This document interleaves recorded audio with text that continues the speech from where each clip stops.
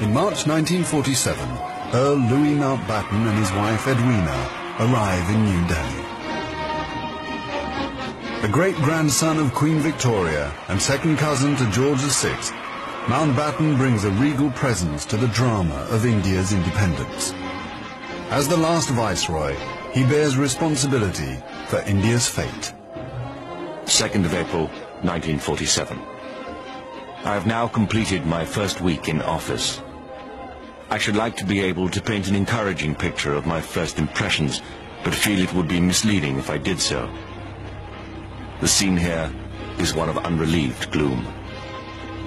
At this early stage, I can see little common ground on which to build any agreed solution for the future of India.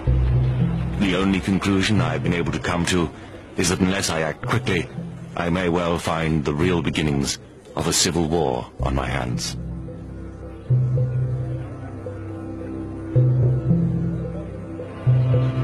By May, attempts to create a unified India have failed. Gandhi retreats from political life. Muhammad Ali Jinnah, leader of the Muslim League, and Jawaharlal Nehru of the Indian National Congress concede to divide India.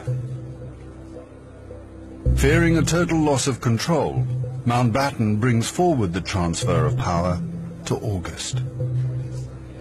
Two nations will be created by partition, a secular India and a new homeland for India's Muslims, Pakistan. Nehru addresses the people of India. Long years ago, we made a tryst with destiny, and now the time comes when we shall redeem our pledge. At the stroke of the midnight hour, when the world sleeps, India will awake to life and freedom.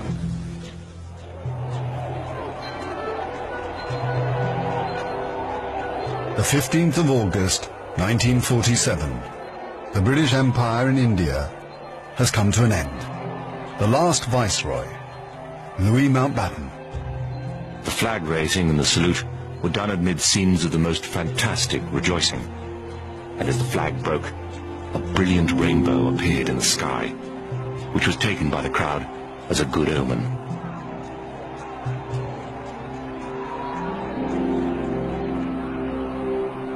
Qasim Muhammad.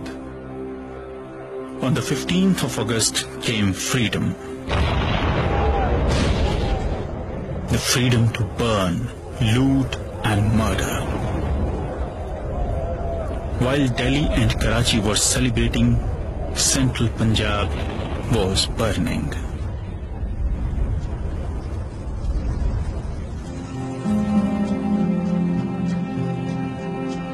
Between August 1947 and March 1948, 4.5 million Hindus and Sikhs are forced to migrate from Pakistan to India.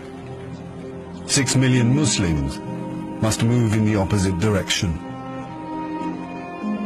Britons and Indians witness the bloodshed. Shahid Ahmed. It is a battleground. People have gone mad.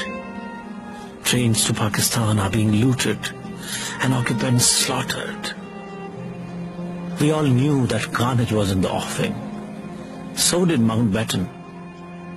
The British Empire, which tried to build India over centuries, can never live down this great tragedy.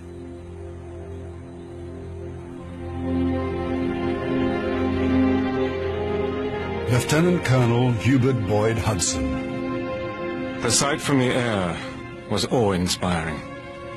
In this chaos, millions of refugees were struggling to get to India or Pakistan. Thousands of others were doing their best to prevent them, murdering them by the hundred. But death is nothing. There are things more terrible than death.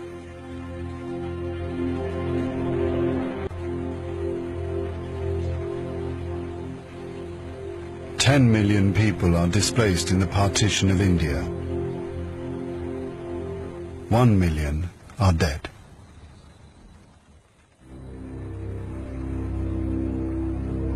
By the summer of 1948, most of the British have left. Hubert Boyd Hudson has been in India for 15 years. India is full of ghosts. Houses I have lived in, now inhabited by Indians, remind me of the days which will never come again. When the Viceroy drove past with a cavalry escort in red coats, I have seen the greatness of the British in India, but now it is all ended, and we are the last to leave, the few who are trying to tidy up the mess which the sudden splitting of an old empire has caused. Britain has lost its greatest imperial possession. Mahatma Gandhi once said that if India became free, the rest of the empire would follow.